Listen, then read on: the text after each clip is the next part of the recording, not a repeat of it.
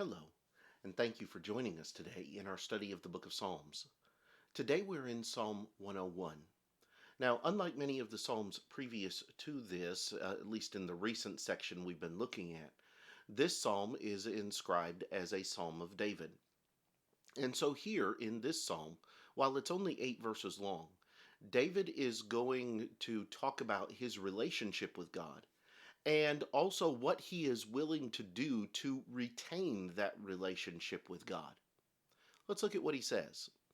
Beginning in verse 1, we read, I will sing of mercy and justice. To you, O Lord, I will sing praises. I will behave wisely in a perfect way. Oh, when will you come to me? I will walk within my house with a perfect heart. I will set nothing wicked before my eyes. I hate the work of those who fall away. It shall not cling to me. A perverse heart shall depart from me. I will not know wickedness. Whoever secretly slanders his neighbor, him will I destroy. The one who has a haughty look and a proud heart, him I will not endure. My eyes shall be on the faithful of the land, that they may dwell with me. He who walks in a perfect way, he shall serve me. He who works deceit shall not dwell within my house. He who tells lies shall not continue in my presence. Early I will destroy all the wicked of the land, that I may cut off all the evildoers from the city of the Lord. Here you have David, who is going to place his emphasis in this psalm on how he is going to behave wisely in his relationship with God. And remember that in writing this as a king, there are layers of responsibilities that he has. He has responsibilities to his people and to his kingdom as a whole. He has responsibilities to his city in which he resides, but he also has responsibilities to his house, to his court, to the people that are around him on a day-to-day basis. So let's look at what David says here, because he begins in verse 3 by saying, I will set nothing wicked before my eyes. The idea of before my eyes here is in front of me for me to see. It's not going to remain in front of me. So if I see it here, it's not going to stay there, and I'm not going to go out looking for it. Well, what falls into this category? Well, he talks about those who fall away, those who refuse to continue to follow God. Those aren't going to remain before my eyes, David says. I'm not going to continue to have those in my presence. The one who has a perverse heart is going to depart from me. I will not know wickedness. Now, this doesn't mean that I won't know what wickedness is, but rather I will not be in its presence in a way that says that I accept it or that I approve of it. David says those things are going to be removed from me, and those who do those things are not going to be allowed to remain in my presence. Whoever secretly slanders his neighbor, whoever's going around trying to destroy his neighbor's reputation or his influence, him will I destroy.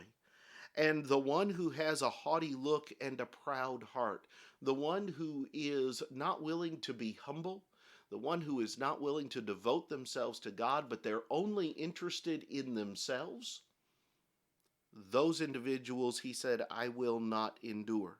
So when he talks about what he's going to allow before his eyes, he's talking about the nature of the attitudes and the actions that he is willing to accept in his presence. When we talk about those things, what are we willing to accept?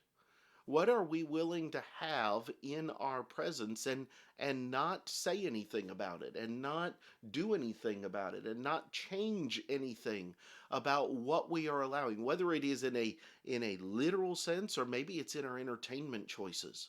Maybe it's in the choices of the things that we allow our minds to focus upon. What is it that we put before our eyes? He goes on to say in verse 5 that my eyes will be on the faithful of the land, that they may dwell with me. He who walks in a perfect way, he shall serve me. The idea of perfect is complete, that they want to follow God. They want to do what's right. They're trying to make the right decisions. He's not going to be perfect in and of himself, but the desire is to do what's right. David says that individual shall serve me. That individual will be the one that I will allow into my presence, and they will be welcome in my place. He who works deceit will not dwell within my house.